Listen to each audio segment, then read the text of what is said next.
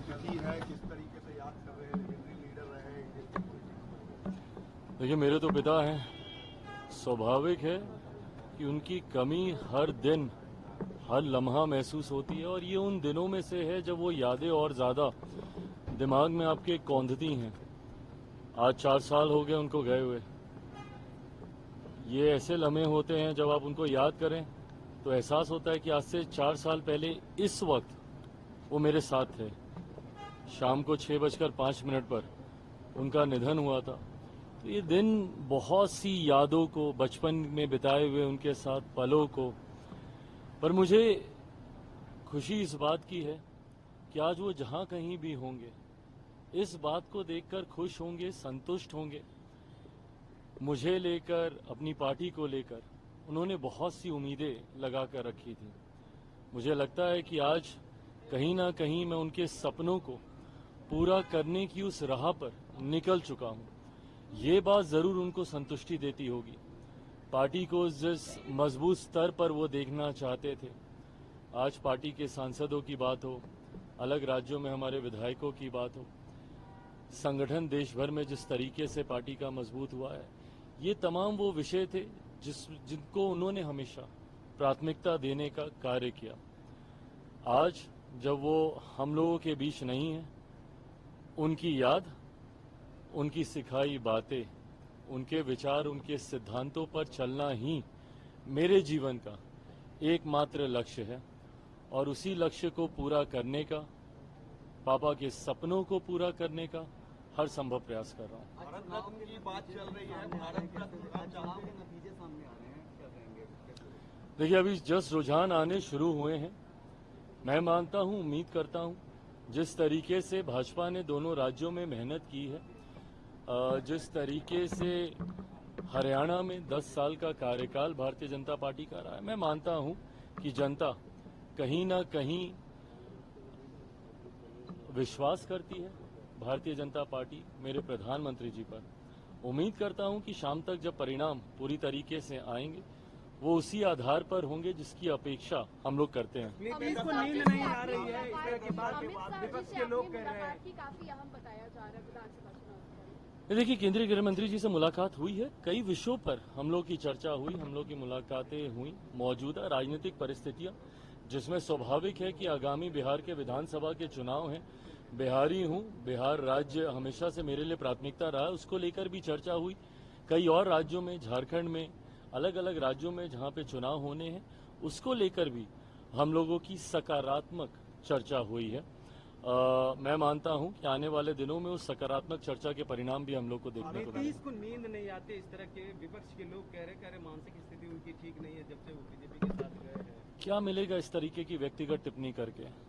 मैं पूछना चाहता हूं ना परिवार के लोगों, ये विपक्ष के लोगों से, भाई उनके भी परिवार में सदस्य हैं।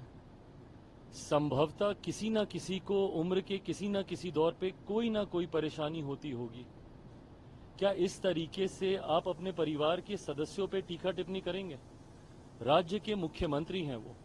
मैंने हमेशा कहा है कि नीतियों पर घेरिए ना, घेरिए मेरी सरकार को, बिहार में हो, केंद्र में हो, नीतियों पर सवाल उठाइए, हम लोग की कार्यशैली पर सवाल उठाइए। पर इस तरीके से व्यक्तिगत आरोप प्रत्यारोप कर किसी के स्वास्थ्य को लेकर इस तरीके से भ्रम फैलाना, किसी की उम्र को लेकर, किसी के बर्ताव को लेकर, हाव भाव को लेकर, इन बातों से बिहार या बिहारियों का क्या फायदा होने वाला है, क्या लाभ होने वाला है? ये दर्शाता है कि विपक्ष किस तरीके से मुद्दाहीन है। उनके पास कहने के लिए अब कुछ बचा नहीं है, इसलिए इस तरीके की बातों का इस्तेमाल करके ओछी नीची राजनीति का वो परिचय दे रहे हैं। भारत रत्न की बात चल रही है, भारत रत्न आप चाहते हैं नीतीश जी और रामविलास पासवान जी को मिले, जिस तरीके से उनका व्यक्तित्व रहा है भारत के राजनीति में दोनों नेताओं का? देखिए, मेरा विश्वास मेरे प्रधानमंत्री आदरणीय नरेंद्र मोदी जी पर है। कुछ मांग कर लिया तो क्या लिया? मैं मानता हूं कि मेरे प्रधानमंत्री जी का जो रिश्ता मेरे नेता, मेरे पिता आदरणीय रामविलास पासवान जी से रहा है, मुझे, मेरी पार्टी को, मेरे दल को, मेरे कार्यकर्ताओं को उनसे कुछ मांगने की जरूरत नहीं है। आज से लगभग 3 साल पहले जब मेरे नेता, मेरे पिता आदरणीय रामविलास पासवान जी को उनके निधन के बाद जब भारत पद्म भूषण से जब उनको सम्मानित किया गया था, उस वक्त भी हम में से किसी ने उसकी मांग नहीं की थी। ये मेरे प्रधानमंत्री जी का प्यार और वो रिश्ता जो मेरे नेता का मेरे प्रधानमंत्री जी के साथ था, मेरे पिता का मेरे प्रधानमंत्री जी के साथ था, उसकी पुनः एक झलक देखने को मिली जब उन्होंने स्वतः उन्हें पद्म भूषण से सम्मानित करने का काम किया। मेरा विश्वास है कि मेरे नेता मेरे पिता को भारत रत्न से सम्मानित मौजूदा केंद्र की एनडीए सरकार में ही किया जाएगा। मेरे प्रधानमंत्री जी की सोच के आधार पर ही उनको भी ये सम्मान दिया जाएगा, ये मेरा विश्वास है। बंगले की पॉलिटिक्स होती है, आपने बंगला खाली किया था, कोई सामान नहीं ले गए थे, लेकिन तेजस्वी ने जो बंगला खाली किया, बीजेपी आरोप लगा कि सारे सामान ले गए। चिराग कोई पासवान मतलब जी नहीं नीतीश कुमार को लेकर कहा जा रहा है कि उनको अधिकारी कंट्रोल कर रहे हैं और उनको कार्यक्रम में बोलने नहीं दिया जा रहा है। जो भी मेरे मुख्यमंत्री को रत्ती भर भी जानता है, वो जानता है कि वो किस तरीके से मजबूत इच्छा शक्ति वाले व्यक्ति हैं। मैंने बार बार कहा है कि उनकी नीतियों से, उनकी सोच से, उनकी रणनीतियों से आप सहमति या असहमति दर्ज करा सकते हैं, पर कोई मेरे मुख्यमंत्री को कंट्रोल करे, मुझे नहीं लगता कि मेरे मुख्यमंत्री की कार्यशैली को जो भी दर्शक उसे देख रहा होगा वो इस बात से कभी सहमत होगा। पुनः मैं दोहराता हूँ, विपक्ष के पास कोई मुद्दा नहीं है। व्यक्तिगत आरोप, व्यक्तिगत टिप्पणी, यही बाकी रह गया है विपक्ष के हाथों में। रिटायरमेंट ले लेना चाहिए नीतीश कुमार को, विपक्ष के लोग कह रहे हैं अब 25 में रिटायरमेंट ले लेना चाहिए। जो लोग ये सपना देख रहे हैं उन लोगों को शायद इस बात की जानकारी है कि मुख्यमंत्री जी के ही नेतृत्व में आगामी 2025 का चुनाव एनडीए का गठबंधन लड़ने जा रहा है।